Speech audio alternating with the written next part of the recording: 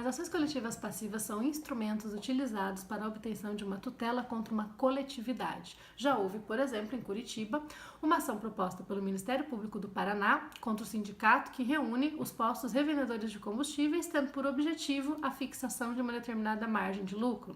Já houve também, no Distrito Federal, uma ação proposta pela União contra a Associação Nacional dos Centros de Diálise e Transplantes, em que se pretendia evitar a interrupção da prestação de serviços de hemodiálise na rede credenciada do SUS em âmbito nacional.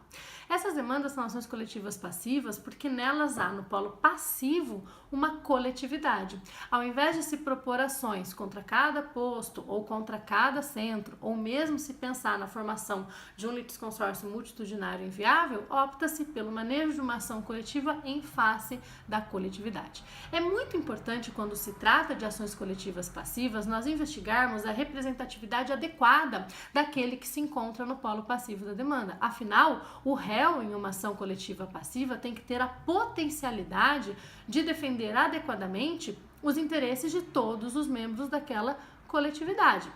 Nos exemplos citados, tanto a associação quanto o sindicato possuem essa potencialidade, possuem essa representatividade adequada. É ela, a representatividade adequada, que dá legitimidade para o manejo da ação coletiva passiva e nos ajuda a compreender um outro ponto que é muito delicado quando se trata de tutela coletiva, que se trata da coisa julgada coletiva, ou aqui no nosso caso, da coisa julgada coletiva passiva. Afinal, quem será alcançado pelos efeitos da decisão que se produzirá nessa ação? E mais, quem estará submetido à autoridade da coisa julgada que se produzirá sobre essa decisão? O Código Modelo de Processos Coletivos para a Iberoamérica traz a previsão da coisa julgada coletiva em seus artigos 36 e 37. No seu artigo 36, afirma que, em se tratando de ação coletiva passiva, tendo por objeto direitos difusos ou coletivos estricto sensu, a coisa julgada será erga omnes, independentemente do resultado da demanda, tanto em caso de sentença favorável quanto em caso de sentença desfavorável. A coisa julgada se produzirá.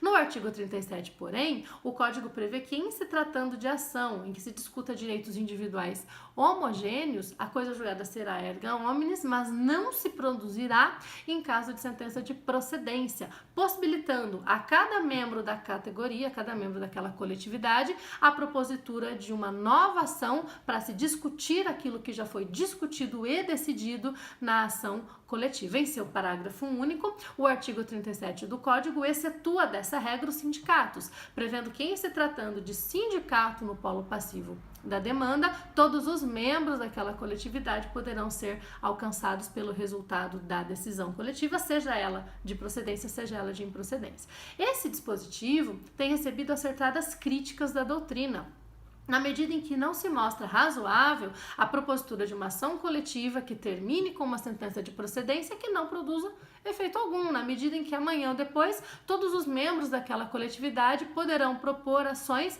para rediscutir aquilo que já foi discutido e decidido na ação coletiva. É por isso que se defende, com acerto, que nas ações coletivas passivas a coisa julgada se produza pró et contra, ou seja, tanto em caso de sentença de procedência quanto em caso de sentença de improcedência, vinculando todos os membros da coletividade que se encontra no polo passivo. A coletividade que se encontra adequadamente representada no polo passivo. É por isso que a representatividade adequada é tão importante para o manejo de uma ação coletiva passiva, porque é ela que garantirá a possibilidade de alcance do resultado daquela decisão, seja ela de procedência ou de improcedência, a todos os membros da coletividade, evitando-se a repropositura de novas ações para se rediscutir o conteúdo daquela decisão coletiva. Em linhas gerais é isso. Claro que há vários outros aspectos interessantes que poderiam ser abordados em torno desse tema tão interessante que é a coisa julgada coletiva passiva, mas a ideia aqui era apenas introduzi-lo e iniciar um bate-papo sobre essa tão relevante questão que nós temos no nosso direito brasileiro. Eu agradeço o convite que me foi formulado pelo IBDP, um grande abraço e até a próxima!